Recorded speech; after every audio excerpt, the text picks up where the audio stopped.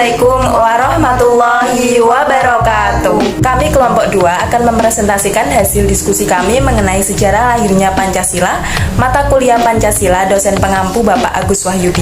Sebelum memulai presentasi, kami akan memperkenalkan anggota kelompok 2. Yang pertama ada saya sendiri, Arum Fitri Lestari dengan NIM 222141002, dan yang ada di sebelah kiri saya Fitri Sulistiawati dengan NIM 222141016.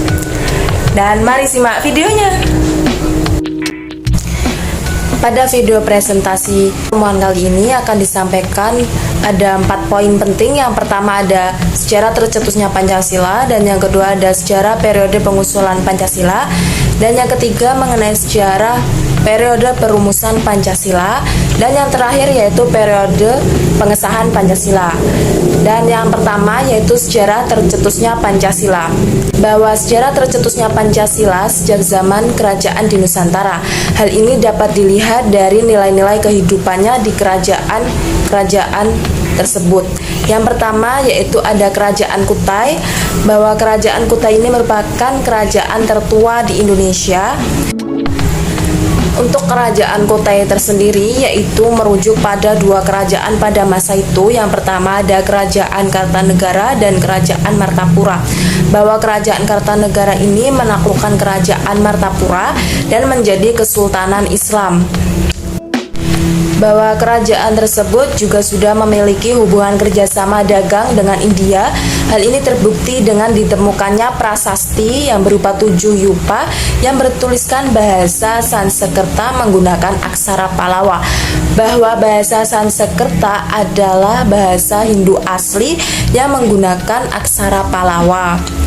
Dalam prasasti tersebut menerangkan bahwa Raja Mulawarman mengadakan kenduri dan memberikan sedekah kepada para Brahmana. Hal ini merupakan salah satu bukti nilai-nilai sosial politik dan ketuhanan pada masa kerajaan tersebut. Dan kita masuk pada kerajaan yang kedua yaitu Kerajaan Sriwijaya. Kerajaan Sriwijaya adalah kerajaan Hindu dan Buddha di Nusantara yang bertahan kurang lebih hingga pada abad ke-15. Nilai-nilai luhur Pancasila yang terdapat pada Kerajaan Sriwijaya yaitu yang pertama, nilai sila yang pertama yaitu terwujud dengan adanya agama Hindu dan Buddha yang hidup berdampingan secara damai.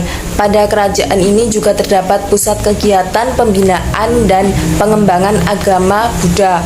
Dan yang kedua, nilai sila yang kedua yaitu terjalinnya hubungan antara Sriwijaya dengan India. Pengiriman para pemuda untuk belajar ke India menunjukkan telah tumbuh nilai politik luar negeri yang bebas dan aktif.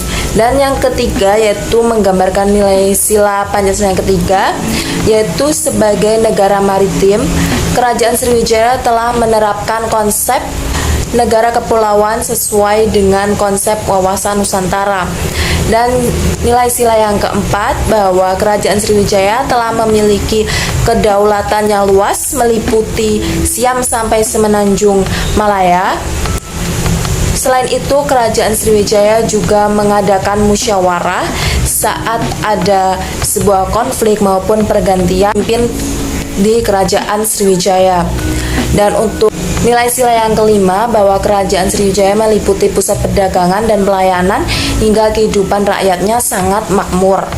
Hal ini sesuai cita-cita Kerajaan Sriwijaya yaitu menjadikan sebuah Kerajaan Sriwijaya ini negara atau kerajaan yang adil dan makmur.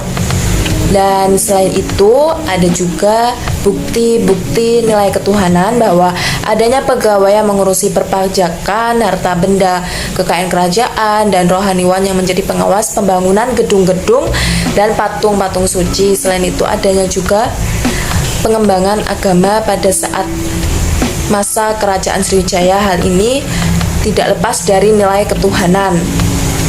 Selanjutnya yaitu adanya kerajaan-kerajaan sebelum Kerajaan Majapahit. Artinya bahwa sebelum Kerajaan Majapahit ada Kerajaan kerajaan seperti Kerajaan Kahuripan yang dipimpin oleh Raja Airlangga. Raja Airlangga ini membuat bangunan asrama dan gedung keagamaan.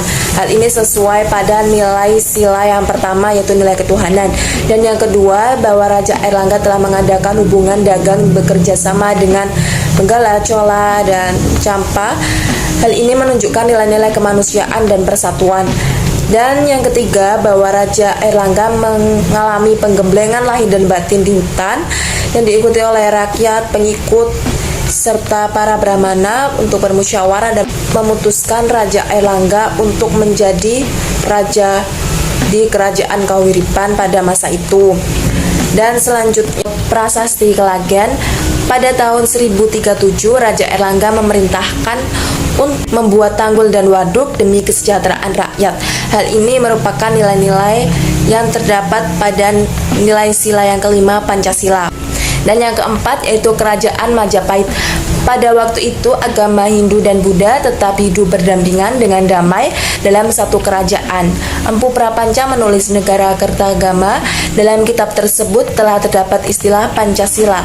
Empu Prapanca mengarang buku Sutasoma dan di dalam buku itu terdapat juga seloka Persatuan Nasional yaitu Bhinneka Tunggal Ika, yang berbunyi lengkapnya Bhinneka Tunggal Ika Tanhana Dharma Mangroa. Artinya walaupun berbeda namun satu jua. Adanya sebab tidak ada yang memiliki Tuhan yang berbeda. Hal ini Pancasila sudah ada atau diterapkan pada Kerajaan Majapahit. Selanjutnya yaitu masuk pada periode zaman penjajahan, bahwa Belanda menjajah Indonesia ini dilatar belakangi oleh Gold, Glory, dan Gospel, bahwa Belanda atau bangsa Eropa melakukan penjajahan itu karena jatuhnya Konstantinopel atau adanya perang salib, sehingga komoditas ekspor impor dan sebagainya menurun secara drastis, sehingga bangsa Eropa bingung atau artinya mereka tidak bisa melakukan perdagangan lagi seperti dulu. Bahwa Belanda ini memiliki 3 tujuan yang sudah saya katakan tadi, bahwa yaitu Gold, Glory, dan Gospel. Gold ini artinya emas atau mereka mengincar kekayaan, dan yang kedua Glory yaitu kejayaan, dan yang ketiga Gospel yaitu menyebarkan agama Nasrani di Indonesia. Jepang mulai memasuki Indonesia, dan Jepang sendiri pada awal masuk itu mereka mengiming-imingi akan memberikan kemerdekaan untuk bangsa Indonesia. Namun pada akhirnya tetap sama saja mereka menjajah, dan pada akhirnya mereka membentuk Dotgoresu Junbi Kosakai atau yang kita kenal dengan BPUPKI.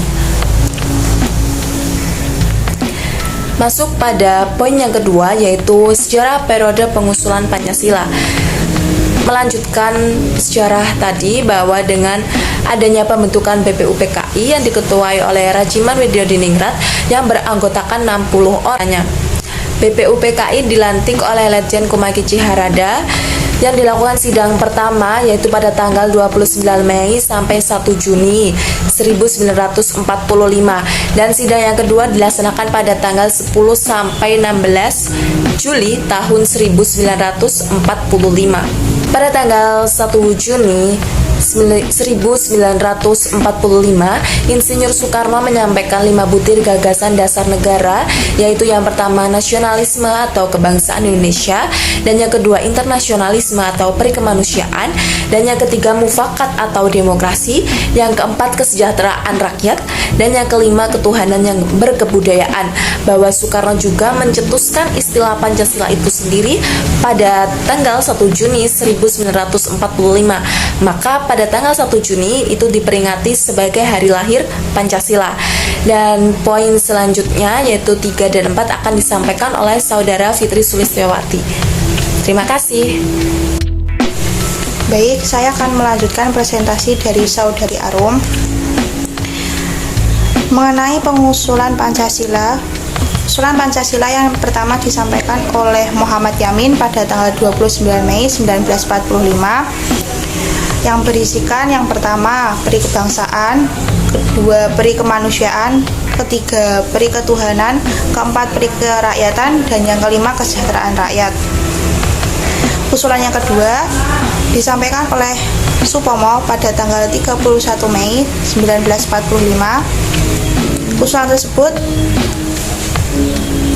yang pertama persatuan, kedua kekeluargaan, tiga keseimbangan lahir dan batin, empat musyawarah, lima keadilan. Dan usulan yang ketiga disampaikan oleh Insinyur Soekarno pada tanggal 1 Juni 1945. Insinyur Soekarno merumuskan sebagai yang pertama, kebangsaan Indonesia, kedua, internasionalisme atau perikemanusiaan, yang ketiga, mufakat atau demokrasi, yang keempat, kesejahteraan sosial, dan yang kelima, ketuhanan yang berkebudayaan. Untuk membahas mengenai usulan-usulan seputar calon dasar negara, maka dibentuklah Panitia 9 yang diketuai oleh Insinyur Soekarno pada tanggal 1 Juni 1945. Untuk yang ketiga, rumusan Pancasila.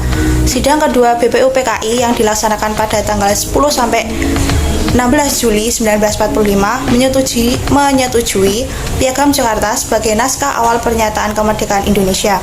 Pada alinea keempat Piagam Jakarta terdapat rumusan Pancasila, yaitu 1. Ketuhanan dengan menjalankan syariat Islam bagi pemeluk-pemeluknya. 2. Kemanusiaan yang adil dan beradab. 3. Persatuan Indonesia. 4. Kerakyatan yang dipimpin oleh hikmat kebijaksanaan dalam permusyawaratan perwakilan. 5. Keadilan sosial bagi seluruh rakyat Indonesia. Dan poin yang keempat yaitu pengesahan Pancasila. Tanggal 18 Agustus 1945, PPKI mengesahkan yang pertama, mengesahkan UUD 1945 yang terdiri dari pembukaan dan batang tubuh. Naskah pembukaan berasal dari Piagam Jakarta dan batang tubuh berasal dari rancangan BPUPKI dengan sebelum perubahan. Kedua, memilih presiden dan wakil presiden, yang pertama yaitu Soekarno dan Hatta, yang ketiga membentuk KNIP. Rumusan Pancasila yang disahkan PPKI berbeda dengan rumusan dalam Piagam Jakarta. Sila pertama yang berbunyi, ketuhanan dengan menjalankan syariat Islam bagi pemeluk-pemeluknya diganti dengan ketuhanan yang Maha Esa. Perubahan ini ditanggapi secara arif oleh para pendiri negara sehingga terjadi perubahan yang disepakati, yaitu dihapusnya 7 kata yang dianggap menjadi hambatan di kemudian hari. Akan PPKI berbunyi 1. Ketuhanan yang Maha Esa, 2. Kemanusiaan yang adil dan beradab, 3. Persatuan Indonesia, 4. Kerakyatan yang dipimpin oleh hikmat kebijaksanaan dalam permusyawaratan perwakilan, 5. Keadilan sosial bagi seluruh rakyat Indonesia. Sekian, terima kasih. Demikian video presentasi dari kelompok kami. Apabila ada kesalahan, kami mohon maaf. Billahi taufik wal hidayah. Wassalamualaikum warahmatullahi wabarakatuh. See you.